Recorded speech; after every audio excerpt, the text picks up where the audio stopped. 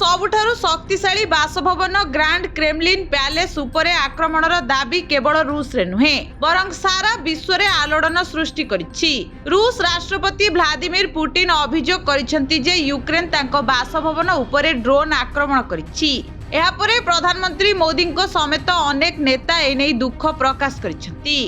तथापि विश्वर सर्वोत्तम वायु प्रतिरक्षा व्यवस्था पाई जनाशुना एक देशर राष्ट्रपति बासभवन उपरे किछि ड्रोन किपरि आक्रमण हैला से विषय रे वितर्क आरंभ होइछि।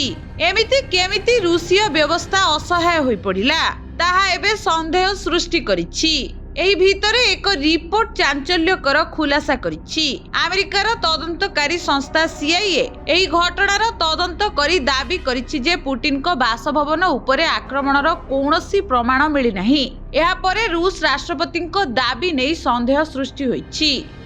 जेउ कारणर संप्रति पुतिन को निकटतर भाबरे देखा जाउथिबा अमेरिका राष्ट्रपति डोनाल्ड ट्रम्प मध्य तांकर मोर्चा खोलिछंती। यह एक षड्यंत्र थिला कि अमेरिकीय गुइंदा संस्था सीआईए रूस दाबी उपरे संदेह प्रकाश करिछि।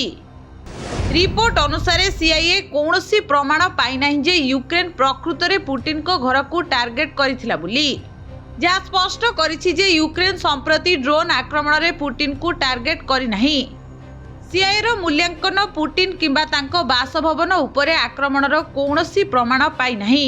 एने एबे संदेह करा जाउछि जे एहा यूक्रेन उपरे एक नूतन एवं बृहत आक्रमण उढाड़े एक बाहाना जोगाइबा पाई रूस द्वारा एक फॉल्स फ्लैग ऑपरेशन होई पारे। खप्पा राष्ट्रपति ट्रम्प। सीआईए रिपोर्ट परे अमेरिका भित्तिक न्यूयॉर्क पोस्ट रे एक संपादकीय प्रकाशित होइथिला जेउथिरे लेखा थिला जे तांको कुंभीर कांदणारू आमकू रक्षा करंतु एवं पुतिन को दाबी को भूल प्रमाणित करिथिला। अमेरिका राष्ट्रपति डोनाल्ड ट्रम्प एही संपादकीय को सोशल मीडिया प्लेटफॉर्म रे शेयर करिथिले। राष्ट्रपति ट्रम्प प्रथमे आक्रमण उपरे समवेदना प्रकाश करथिले, किंतु सत्य जानिबा परे से न्यूयॉर्क पोस्ट रो दाबी को समालोचना करी पुतिन शांति आलोचना सहित विश्व को मूर्ख बनाउछंती बोली कहिथिले। ट्रम्प लेखिछंती संपूर्ण ठीक, पुतिन को दायी कर। पूर्वरु पुतिन को बासभवन उपरे आक्रमण खबर रे दुख एवं क्रोध प्रकाश करथिले ट्रम्प। कोन दाबी करिथिला रूसिया?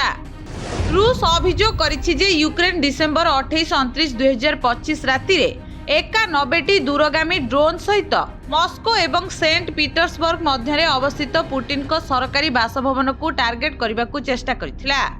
रूस वैदेशिक मंत्री सेर्गेई लाव्रोव दाबी करिसेंति जे सेमानकर वायु प्रतिरक्षा प्रणाली समस्त ड्रोन को आकाश मार्ग रे नष्ट कर दिछि। अन्य पक्षरे यूक्रेन राष्ट्रपति वोलोदिमीर जेलेंस्की एही अभियोग गुडी को स्पष्ट भाव में प्रत्याख्यान करिसेंति। एहाकू रूस द्वारा स्पष्ट मिथ्या बोली से कहिसेंति। आउ एहारी भितरे एबे रूस दाबी को सीआईए रिपोर्ट संपूर्ण खारज करिथिबा बेले एहा एबे रूस यूक्रेन युद्ध रे उत्तेजना वृद्धि करुछि।